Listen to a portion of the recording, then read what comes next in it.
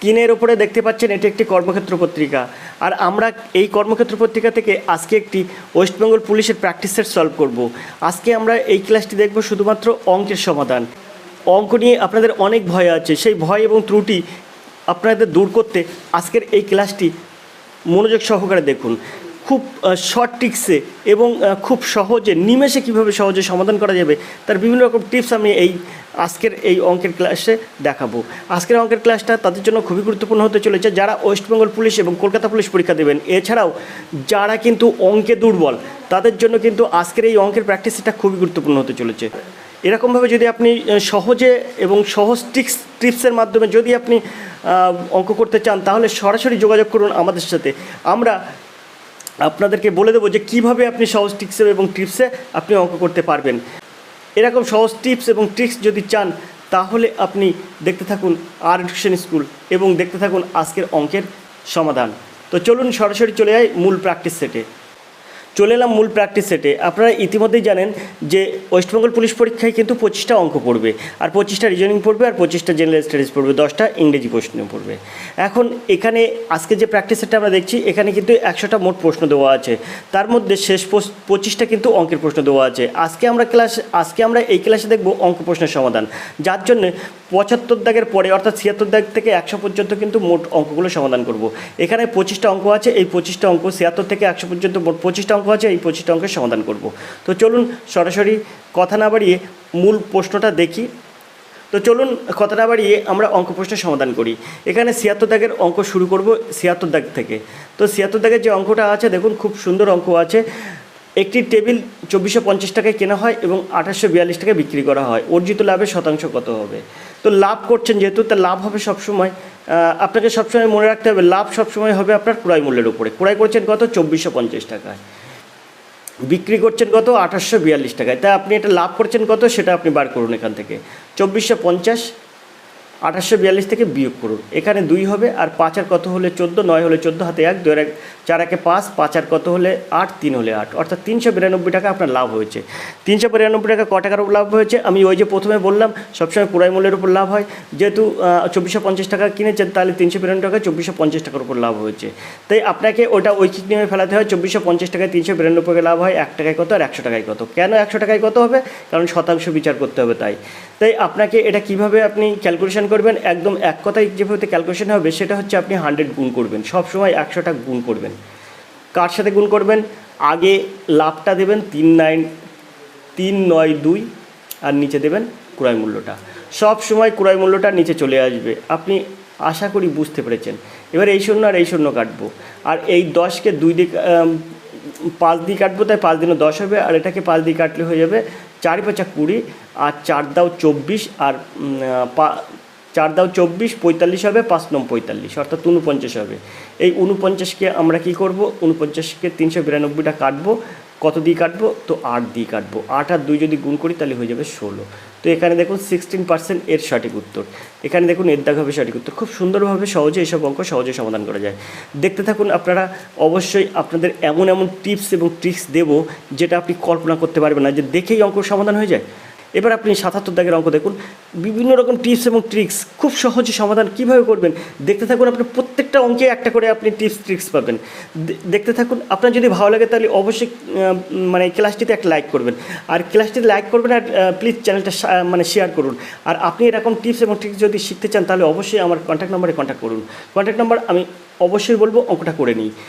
তো এখানে 77 দাগের প্রশ্ন আছে, যদি 750কে 2টি ভাগে এমনভাবে ভাগ করা হয় যাতে একটির সঙ্গে অপরটির অনুপাত 12:13 হয়, তাহলে ক্ষুদ্রতম সংখ্যাটি কত? তো ক্ষুদ্রতম সংখ্যা আপনার বার করতে হবে। তা ক্ষুদ্রতম সংখ্যা এখানে কী আছে? ক্ষুদ্রতম সংখ্যা আছে কিন্তু 12। এখন যেহেতু এটা 12 আছে তাহলে ক্ষুদ্রতম সংখ্যা এখানে দেওয়া আছে। এখানে আপনার উত্তর চেয়েছে ক্ষুদ্রতম সংখ্যা, তো এই অপশানে দেখুন ক্ষুদ্রতম সংখ্যা দেওয়া আছে। তো যেহেতু আপনার ওই অনুপাতে বলছে ক্ষুদ্রতম সংখ্যা 12, তাহলে আপনার মনে করে নিতে হবে যে এই যে অপশানগুলো আছে এর মধ্যেই হচ্ছে ক্ষুদ্রতম সংখ্যা আছে এবং সেটা 12 দ্বারা বিভাজ্য আছে। তো 12 দ্বারা বিভাজ্য সংখ্যা কোনটা কোনটা আছে, 120 আর 360। তো এর দাগটা নেবো না, কারণ এটা 750-এর বিষয়। তো মানে দুটো এমন এমন ভাগ হবে যে পাশাপাশি হবে। যদি 120 হয় তাহলে 150 বা 150 হবে, সেই ক্ষেত্রে 700 হবে না দুটো যোগ করলে। এই 360 আছে, এই 360-এর সঠিক উত্তর হবে, কারণ 360-এর পাশাপাশি আরেকটা সংখ্যা হলেই 750 হয়ে যাবে। দেখুন 360 আর 360 হচ্ছে 360 আর 360 720 হয়, মোটামুটি 360-70 আরেকটা হয়ে যাবে, এরকম হবে, বা 80 হবে কি 90 হবে, এরকম হবে। তাই আপনি এখান থেকে বলতে পারেন এটা 360 হচ্ছে সঠিক উত্তর। এখন বিষয়টা হচ্ছে স্যার কী করে বুঝলেন আপনি 360 উত্তর? তো দেখুন আপনি কিছু না, 12কে 360, 360কে 12 দিয়ে ভাগ করলেই হয়ে যায়। তো 12কে মানে 360কে 12 দিয়ে ভাগ করলে হয়ে যায় 30। এবার এই 30কে আপনি এই 13 দিয়ে গুণ করুন, তাহলে 13 দিয়ে যদি আপনি গুণ করেন তাহলে হয়ে যাবে 3 13 39, অর্থাৎ 390। এবার 390 আর 360 যোগ করুন, দেখুন 750 হয়ে যাচ্ছে, তাহলে সংখ্যাটা বেরিয়ে যাচ্ছে। আশা করি আপনারা বুঝতে পেরেছেন, খুব সুন্দরভাবে এই অঙ্ক সহজে সমাধান করা যায়। যদি আপনার আরও হেল্প চাই তাহলে অবশ্যই আপনি ফোন করতে পারেন আমার এই নাম্বারে 85 309 82 506। দেখবেন অঙ্ক শুধুমাত্র সমাধান করা যাবে অপশান থেকে। যে কোনো অঙ্ক আপনি আপনাকে বলে দেবো যে অপশান থেকে আপনি সমাধান করুন। হ্যাঁ, রিয়ার কিছু অঙ্ক আছে যেগুলো কিন্তু অপশান থেকে আসে না, আর ঠিক আপনি অপশান টেস্ট করবেন, কারণ আপনাকে একটা জিনিস মনে রাখতে হবে, এখানে ওয়েস্ট বেঙ্গল পুলিশ বা কলকাতা পুলিশ পরীক্ষাটা পাস করাটাই আপনার আসল উদ্দেশ্য। আপনি কিন্তু এটা পড়াশুনো করে কোনো স্টুডেন্টকে শিক্ষা দেবেন না, মানে কি শিক্ষা দেবেন না, স্কুলে পড়াবেন না, কিন্তু আপনার পুলিশের পরীক্ষা হলে আপনি পুলিশ পরীক্ষা দেবেন, কিন্তু আপনি কিন্তু কোনো স্কুলে মাস্টারমশাই হচ্ছেন এরকম কিছু হচ্ছে না যে তাকে স্টুডেন্টকে শিক্ষা দিতে হবে। হ্যাঁ, যদি আপনি পারেন তাহলে পরবর্তীতে আপনি নিজের থেকে দেখবেন যে আপনি যতটুকু জানেন সেটুকু লোককে দেওয়ার চেষ্টা করবেন। দেখবেন শেয়ার করলে আরও বেশি মানে কি হয়, আরও বেশি দূরে চলে যায়। মানে শেয়ার করলে আপনি যদি কোনো কিছু শেয়ার করেন তাহলে দেখুন বেশি ছড়িয়ে পড়ে। তো করবেন, সেটা করতেই পারেন, কিন্তু আপনি যদি এরকম টিপস এবং ট্রিক্স আপনি যদি সংগ্রহ করতে চান তাহলে অবশ্যই 85 309 82 506 আপনি ফোন করবেন। এখন এই ফোন নম্বরে ফোন করবেন কখন? রাত 10টা থেকে 11টার মধ্যে। রাত 10টা থেকে 11টার মধ্যে সবসময় আপনি ফোন করবেন, দেখবেন আপনি আমাকে পাবেন এবং সরাসরি কথা বলবেন যে দাদা কীভাবে আমি এই টিপসটা শিখতে পারি। অবশ্যই আপনাকে শিখিয়ে দেওয়া হবে। আমরা 78 দাগের প্রশ্ন চলে যাব। 78 দাগের প্রশ্ন আছে এক্স ও ওয়াই 130 দিনের মধ্যে একটি কাজ করতে পারে, জেড একা 45 দিনে করতে পারে। তারা যদি একসঙ্গে কাজ করে তাহলে কতদিনে কাজটি শেষ হবে? এই অঙ্কটা আপনার ধরুন পড়েছে, আপনি 7-5 ভাববেন, কিন্তু অঙ্ক হয়ে গেছে। আমি দেখেছি তা অঙ্ক হয়ে গেছে। কি করে হয়ে গেছে দেখুন, আমি আপনাদেরকে বুঝিয়ে দিচ্ছি কীভাবে হচ্ছে। এখানে আপনি কিছু না, এখানে আপনি একটা সূত্র ইউজ করবেন, সেটা হচ্ছে কি, সেটা হচ্ছে A B by A plus B. A কোনটা করবেন, বি কোনটা করবেন, এ 30 দিন করবেন, বি 45 দিন করবেন। ব্যাস, এবার আপনি কি করবেন, এ বি মানে 30 গুণ 45 বাই এ প্লাস বি, অর্থাৎ 30 আর 45 যোগ করলে কত হয় 75। আমি একেবারে 75 দিয়ে দিচ্ছি। এবার 75কে আপনি কী করবেন, ক্যালকুলেশন করবেন। প্রথমে 30টাকে আপনি 15 দিয়ে কাটুন, তা 15 দিনও 30 করুন, আর এখানে 5 15 75 করুন, 5 আর 45 কাটুন, 9 হয়ে যাবে। তাই 9 আর 2 গুণ করলে হয়ে যাবে 18। দেখুন খুব সহজে এর সঠিক উত্তর হবে। খুব সহজ টিক্স এবং ট্রিক্সে আপনি অঙ্ক করতে পারবেন। আর এরকম অঙ্ক যদি আপনার মনে হয় যে স্যার আমি এরকমভাবে অঙ্ক করতে চাই, তাহলে অবশ্যই কন্ট্যাক্ট করতে হবে আমার সাথে। এই অঙ্কটা করার পরে অনেকেই বলবে যে আমি এরকম জানি, কিন্তু আপনার বুদ্ধিতে আসবে না, কারণ আপনি এইসব অঙ্ক প্র্যাকটিস করেননি বা আপনার এইসব অঙ্ক সাহস নেই যে এইভাবে করার। আশা করি আপনারা বুঝতে পারছেন আমি কি বলতে চাইছি। পরীক্ষার হলে আপনার মাথা ঘুরে যাবে, কারণ আপনি প্র্যাকটিস করেননি বা আপনাকে সহযোগিতা করেনি। এরকম অঙ্ক থাকলে এরকম করতে হবে, কিন্তু আপনাকে কেউ সহযোগিতা করেনি। জাস্ট আমি কিন্তু আপনাদের প্রথম সাহায্যের হাত বাড়িয়ে দিয়েছি। আপনারা যদি সেই হাতটা ধরতে চান তাহলে অবশ্যই ফোন করবেন 85 309 82 506 এই নম্বরে।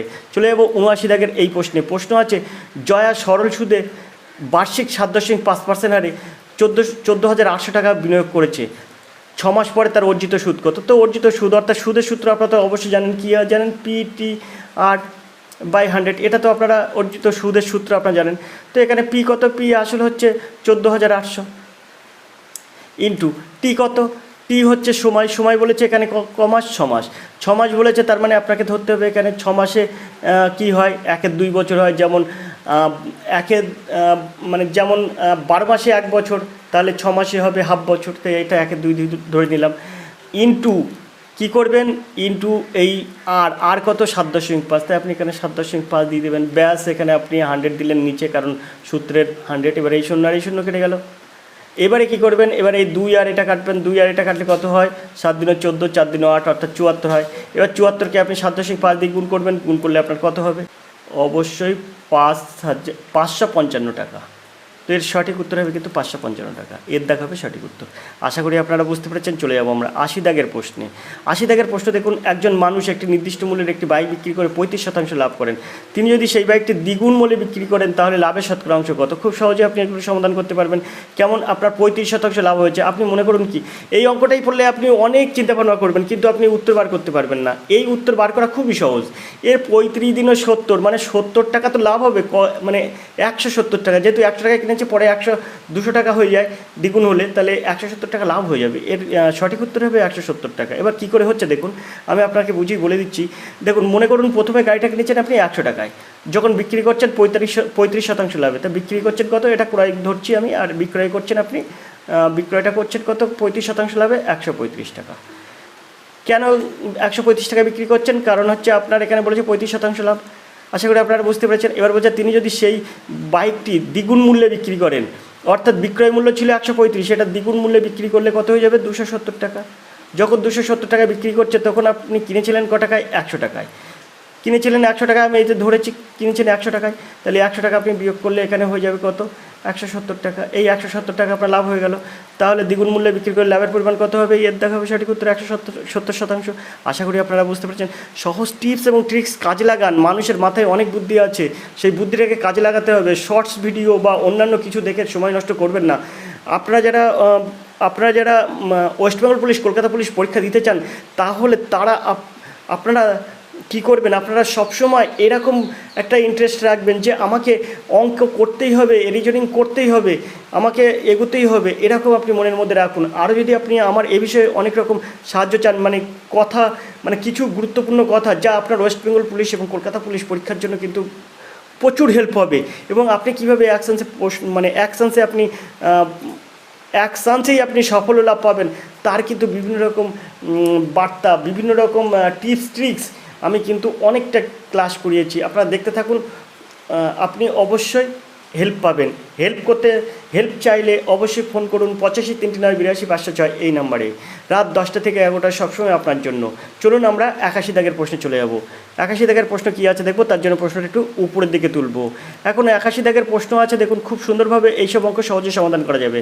16,000 টাকার মূলধনের উপর 2 বছরের জন্য চক্রবৃদ্ধি সুদ এবং সরল সুদের মধ্যে পার্থক্য 40 টাকা। সুদের বার্ষিক হার নির্ণয় করুন। তো আপনাকে এরকম অঙ্ক থাকলে 7-5 ভাবার কোনো দরকার নেই। 7-5 আপনি ভাববেন তো মরবেন, 7-5 ভাববেন তো মরবেন। আপনার একটা সহজ টিপস এবং ট্রিক্স আপনাদের সামনে শেয়ার করি আজকে। সবসময় আপনি এরকম থাকলে আসলটা আগে লিখবেন 16,000। আসলটা লেখার পরে আপনি কি করবেন? আপনার সুদের হার বার করতে বলেছে, তাই আপনি এটা কি করবেন? R/100 দেবেন। সূত্র কিন্তু এটাই, এর স্কোয়ার হয়ে গেল। আশা করি আপনারা বুঝতে পেরেছেন। এটা সমান সমান আপনি কি লিখবেন? এটা সমান সমান লিখবেন, যেটা সরল সুদ এবং চক্রবৃদ্ধি সুদের পার্থক্য সেটা লিখবেন, অর্থাৎ 40 লিখবেন।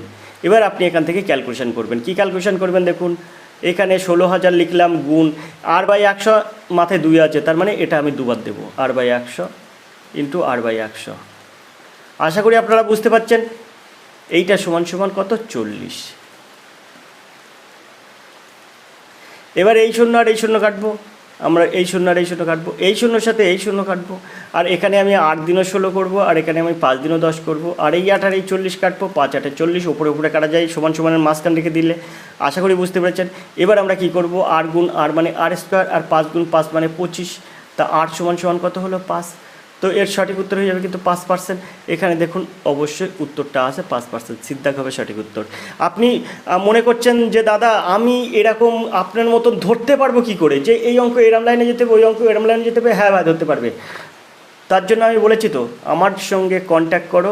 অবশ্যই তোমাদের অঙ্কে আর বিপদ থাকবে না। অঙ্ক এমন একটা জিনিস যেটা মাথার মধ্যে ঢুকলে অন্যান্য সাবজেক্ট পড়লেই আপনার মনে থাকবে।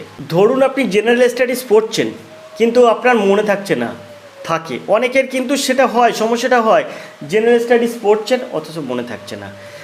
এইবারে আপনি চলে যাচ্ছেন অঙ্কে, অঙ্ক করতে গেলে তো আরও শূন্য, আপনি কিছুই করতে পারছেন না, চোখে সর্ষের ফুল দেখছেন, বিষয়টা আপনি বুঝতে পারছেন। আপনি তখন কি করবেন? আপনি মগজ ধুলাই করুন, অর্থাৎ ব্রেনের মধ্যে নিয়ে আসুন অঙ্কটাকে আমি কিভাবে সলভ করব। জেনারেল স্টাডিজ পরে করছি, অঙ্কটা যখন আপনি সলভ করবেন দেখবেন আপনি নিজে নিজে অনেক অঙ্ক লাভাতে পারছেন। তখন দেখবেন 10টা জেনারেল স্টাডিজ, 20টা জেনারেল স্টাডিজ, 100টা জেনারেল স্টাডিজ পড়ছেন, আপনার মনের মধ্যে থাকছে। আপনি অঙ্কটা হচ্ছে আমাদের পড়াশুনোর মধ্যে মূল ভোকাল টনিক। আমি টনিকটার নাম কি করে বলবো যে এটা এরকম টনিক। আপনি তো অনেক মানে ওষুধ খেয়েছেন, একবার অঙ্ক ওষুধটা খান, দেখবেন আপনি যদি না পারেন বলবেন। আর যদি এরকম কিছু হেল্প চাই তাহলে অবশ্যই আমার সঙ্গে কন্ট্যাক্ট করবেন। আমরা চলে যাবো 82 দাগের এই প্রশ্নে। প্রশ্ন আছে 15 এবং 35 এর লসাগু কত। 15 এবং 35-এর লসাগু আমি করে দেবো না ভাই, এটা তোমরা করবে, কারণ এসব অঙ্ক করতে হয় না, এসব অঙ্ক তোমরা নিজেরাই করতে পারবে আশা করি। আমরা 83 দাগের অঙ্ক দেখব। বার্ষিক চক্রবৃদ্ধি হারে 10% চক্রবৃদ্ধি সুদে n বছরের পর মূলধন এবং মোট পরিমাণ এর অনুপাত কত হবে। তো এটা আপনি কিভাবে সহজে সমাধান করবেন। দেখুন, এইসব অঙ্ক সহজে সমাধান করতে গেলে আপনার অনেকটা খাটতে হবে ভাই। দেখলে যে দাদা করছে এটা আমি খুব সহজে করতে পারবো, বা স্যার করছে এটা আমি সহজে করতে পারবো না ভাই, আমার সঙ্গে তো প্রথমত যোগাযোগ করতে হবে এবং কিভাবে এগোতে হবে সে লাইনটা আমি ঠিক বলে দেবো। তো এখন 83 দাগের লাইনটা বলে দিই, 83 দাগের অঙ্কের লাইনটা বলে দিই, তারপরে অন্য কথা বলবো। তো চলুন 83 দাগের অঙ্কের লাইনটা কী আছে আমি কীভাবে বলবো দেখুন। তো তার আগে আমরা কী করব, এটা আমরা একটা মুছে দেবো। মুছে দেওয়ার পরে আপনাদেরকে এখানে আমি দেখিয়ে দেবো যে কীভাবে আপনারা এইসব অঙ্ক সহজে সমাধান করতে পারবেন। তো এসব ক্ষেত্রে আপনি সমূল চক্রবৃদ্ধির সূত্র জানেন। তো এই সমূল চক্রবৃদ্ধি যদি আপনি ধরেন, তাহলে সমান সমান কী হয়, সমান সমান পি ইন্টু 1 প্লাস r/100 আর মাথায় টি অর্থাৎ এন। এখানে সময়টা কি বলে, সময়টা এন বছর, তাহলে আপনি এখানে টি সময়, তার টির জায়গায় এনটা দেবেন, পির জায়গায় মূলধনটা দেবেন, আরের জায়গায় সুদের হারটা দেবেন। এখন এখানে বলেছে আপনার উত্তর চেয়েছে মূলধন ও মোট পরিমাণের অনুপাত কত। তো মূলধন আছে, আমি পি মূলধন মনে করেছি। তো যেহেতু পি হচ্ছে মূলধন, তাহলে আপনার কি হবে, এখানে বলেছে মূলধন এবং মোট পরিমাণের অনুপাত কত। তো মূলধন কি আছে, মূলধন আছে পি ইস টু মোট অনুপাত, অর্থাৎ এটা আপনার ক্যালকুলেশন করতে হবে। সেখানে কি আছে, সেখানে পি আছে ইন্টু 1 প্লাস r/100, আর এর মান কত 10, এখানে দেওয়া আছে 10, তো আর এর মান 10 দিলাম, এর নিচে 100 দিলাম, আর মাথায় এন দিলাম, টির জায়গায় এন দিলাম। এখন এখান থেকে আমি কিভাবে সমাধান করব, দেখুন P/2, আবার পি দিলাম, তারপরে দেখুন এখানে আছে 1 প্লাস 10/100, তাহলে 110/100 হয়ে যাবে এটা। তো 110/100 মানে এই শূন্য আর এই শূন্য কাটবো, তাহলে এখানে 1.1 হবে। তাহলে আমরা এখান থেকে সহজে লিখতে পারি কি, সহজে লিখতে পারি 1.1 এর মাথায় এন। এখন এটাকে আমরা কি করতে পারি, এটাকে আমরা এখান থেকে এই পি আর এই পি কাটতে পারি। কাটলে এখানে আমরা কি পাচ্ছি, 1:1.1, তার মাথায় কিন্তু এন। তো এখান থেকে আমরা খুব সহজে এরকম করতে পারি। এখানে 1.1 মানে কি, 1/10, এটা যেটা আমি করেছিলাম 1.1 মানে কি 11/10, এই শূন্য আর এই শূন্যটা কেটেছিলাম, তাহলে 11/10 ছিল, তো 11/10, তাহলে 10×1 = 10, অর্থাৎ এখান থেকে আপনি যদি ক্যালকুলেশন করেন তাহলে 10:11 আসবে। তখন আপনার 10-এর মাথাও এন হয়ে যাবে আর 11-এর মাথাও এন হয়ে যাবে। আশা করি আপনারা বুঝতে পেরেছেন। তো এর সঠিক উত্তর হবে 10:11, মাথায় এন থাকবে। সেই ক্ষেত্রে আপনি দেখুন সিদ্ধাগ হবে সঠিক উত্তর। আশা করি আপনারা বুঝতে পেরেছেন। খুব সুন্দরভাবে এসব অঙ্ক সহজে সমাধান করা যায়। আমরা 84 দাগের প্রশ্নে চলে যাব। একটি স্কুলে ছেলে ও মেয়েদের অনুপাত হচ্ছে 12:17। যদি ছেলের সংখ্যা 372 জন হয় তাহলে স্কুলে মোট ছাত্র সংখ্যা কত। তো বলেছে কি ছেলের সংখ্যা 372, তাহলে 12কে 372 দিয়ে ভাগ করুন, তাহলে কত হবে, 12কে 372 দিয়ে ভাগ করলে হয়ে যাবে 3×12 36 আর 1 দাও 37, 12×1 = 12, 31। এবার আপনি 31কে 37 দিয়ে 17 দিয়ে গুণ করুন, তাহলে 31 × 17, তাহলে কত হবে, 31 × 17 হচ্ছে 17×1 = 17, 7 হাতে 1, 3 × 17 = 51 আর 1 = 52, অর্থাৎ 527। এখন এই 527 আর এই যে আপনার কত বলেছে 372, এই দুটো যোগ করুন, 372 আর 527 যোগ করলে কত হবে, 7 আর 2 9 হয়ে যাবে, আর এই যে এই 2 আর এই 7 যোগ করলে হয়ে যাবে 9, আর এই যে 3 আর এই যে 5 যোগ করলে হয়ে যাবে 8, অর্থাৎ 899। দেখুন এর দাগ হবে সঠিক উত্তর। খুব সহজে এগুলো সমাধান করা যায়। আপনি যদি এইভাবে না পারেন তাহলে আরেকটাভাবেও করতে পারেন, সেটাও আমি আপনাকে দেখিয়ে দিচ্ছি। তার জন্য এই জায়গাটা একটু মুছে দিচ্ছি। দেখুন খুব সহজে নিমেষে সমাধান করতে আপনার শুধু একটু ব্রেনটা জাস্ট ঝালাই করতে হবে। আপনাকে বলে না ফোনে রিসার্চ করা, ওরকম ফোন মানে আপনাকে সামান্য একটু রিসার্চ করতে হবে আপনার ব্রেনটাকে। এবার দেখুন কিভাবে আপনি এটা আরেকটা নিয়মে করতে পারবেন খুব সহজে। এখানে বলেছে না ছেলে ও মেয়ের অনুপাত 12:17, তো আপনি ছেলে এবং মেয়ের অনুপাত, তো আপনি এখানে দিচ্ছেন ছেলে আর এই জায়গায় দিচ্ছেন মেয়ে, অনুপাত কিন্তু মাঝখানে দিয়ে দিচ্ছেন ছেলে আর মেয়ে। অনুপাতটা কত বলেছে? 12:17। আপনি 12:17 করছেন, ব্যাস। এবার আপনি কি করবেন? ছেলে কত? 372, আপনি এখানে 372 দিন। আর এই মেয়েটা আপনি নিচে লিখে দিন, মেয়ে। আর এইটা সমান সমান কত? 12/17। এই 12 আর এটা যদি আপনি কাটেন তাহলে কত হবে? তো এটা হয়ে যাবে 31। আশা করি আপনারা বুঝতে পেরেছেন, এখানে আমি করে দিলাম। এবার 31কে আপনি যদি 17 গুণ করেন তাহলে কত হয়ে যাবে? 31কে যদি আপনি 17 গুণ করেন তাহলে আপনার 527 হয়ে যাবে। এবার এই মেয়ে 527 আপনার বেরিয়ে গেল, তাহলে ছেলের সঙ্গে যোগ করলে আপনার টোটালটা বেরিয়ে গেল। আশা করি আপনারা বুঝতে পেরেছেন। এবার আমরা 25 দাগের এই প্রশ্নে চলে যাব। একটি ট্যাঙ্ক এক্স নল দ্বারা 2 ঘন্টায় ভর্তি হয়, আবার বলছে ওয়াই নল দ্বারা 4 ঘন্টায় ভর্তি হয়। সকাল 10টায় এক্স নলটি খোলা হলো, ট্যাঙ্কটি কতক্ষণ ভর্তি হবে যদি ওয়াই নলটি সকাল 11টায় খোলা হয়? এখন দেখুন এই জায়গাটায় কত সুন্দরভাবে মানে বলা আছে, বিষয়টা উল্লেখ করা আছে, আপনি ধরতে পারবেন না। অঙ্ক যেভাবে বলা আছে আপনি ধরতে পারবেন না, আপনার দেখে অঙ্ক দেখে মাথা ঘুরে যাবে যে এই অঙ্ক কী করে সহজে সমাধান করব। কিন্তু এসব অঙ্ক সহজে সমাধান হয় শুধুমাত্র একটা টিপস আপনি কাজে লাগাবেন। তো আপনি কোন টিপসটা কাজে লাগাবেন তার জন্য আমি এখানে মুছে আপনাদের দেখিয়ে দিচ্ছি কীভাবে আপনি এটা সহজে সমাধান করবেন। আপনি আগে একটা সূত্র করলাম, সেই সূত্রে চলে যাবেন, AB/A+B। এখানে কি করব? এখানে A সমান সমান ধরবো 2 আর B সমান সমান ধরবো 4। তাহলে এখানে আমরা লিখতে পারি 2 গুণ 4/4, 2 যোগ 4 অর্থাৎ 8/6। এখন এটাকে যদি আমরা ক্যালকুলেশন করি তাহলে এখানে বলতে পারবো 4 আর এখানে দিতে পারবো 3, অর্থাৎ 2 দিয়ে কাটলে হয়ে যাবে। তো এখানে হলো কত? 4/3। তো এইটা কিন্তু 4/3 সমান সমান আমরা লিখতে পারি 4/3। 4/3টা কী হলো? 4/3 এটা কিন্তু ঘন্টা হলো। অর্থাৎ দুটো নল যদি একসঙ্গে কাজ করে তাহলে তারা কিন্তু 4-3 ঘন্টায় ওই নলটা ওই পাত্রটা কিন্তু পূর্ণ করবে।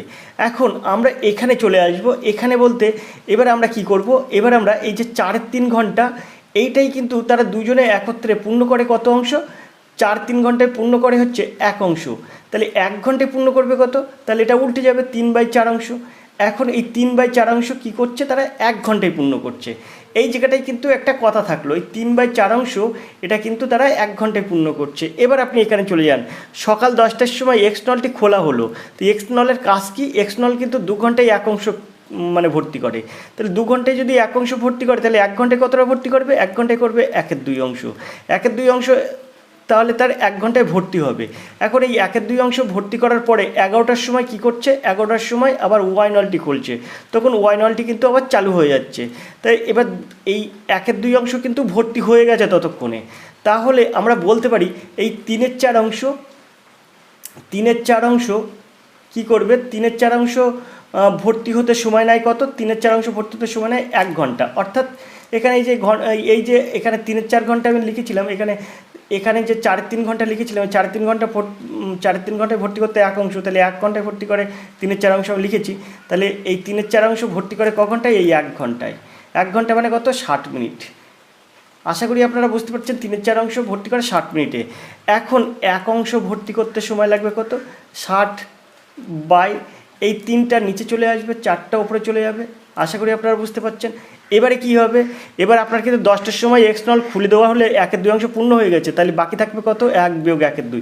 এই 1/2 অংশটা 1 বিয়োগ 1/2 সমান সমান হয়ে যাবে কিন্তু 1/2। এই 1/2 অংশটা পূর্ণ হবে কত সময়ে? সেটা কিন্তু আপনার বার করতে হবে। এই 1/2 অংশটা পূর্ণ করতে গেলে এখানে আপনার 60 গুণ 4/3 দিতে হবে, বাই আপনি 3 দেবেন, আর এখানে গুণ 1/2, অর্থাৎ 1 উপরে 2 নিচে। সেই ক্ষেত্রে আপনার এখানে 3, এই 3টার সাথে এই 60 কাটলে হয়ে যাবে 3 × 60, আর এই 2-র সঙ্গে এই 4 কাটলে হয়ে যাবে 2 × 4, অর্থাৎ 20 × 40। তো আপনার উত্তর হয়ে যাবে কিন্তু 40 মিনিট। এখানে আমি যেহেতু 60 মিনিট ধরেছি তা 40 মিনিট। তাহলে আমার এখানে বলেছে 10টার সময় এক্স নল খোলা হলো, তারপরে 1 ঘন্টা পরে ঠিক 11টার সময় আবার ওয়াই নলটি খোলা হলো, তারপরে কত সময় ভর্তি হবে? তারপরে কিন্তু 40 মিনিট সময় লাগবে, অর্থাৎ 11:40 কিন্তু ওটা ভর্তি হয়ে যাবে। এখানে আমরা বিদ্যাক সঠিক উত্তর করব। আশা করি আপনারা বুঝতে পেরেছেন, খুব সুন্দরভাবে এসব অঙ্ক সহজে সমাধান করা যায়। তা আমরা চলে যাবো পরের প্রশ্নে, 86 দাগের প্রশ্নে। প্রশ্নটা কী আছে দেখবো, তার জন্য প্রশ্নটা একটু উপরের দিকে তুলব। এবার আমরা 86-এর এই প্রশ্নটি করব।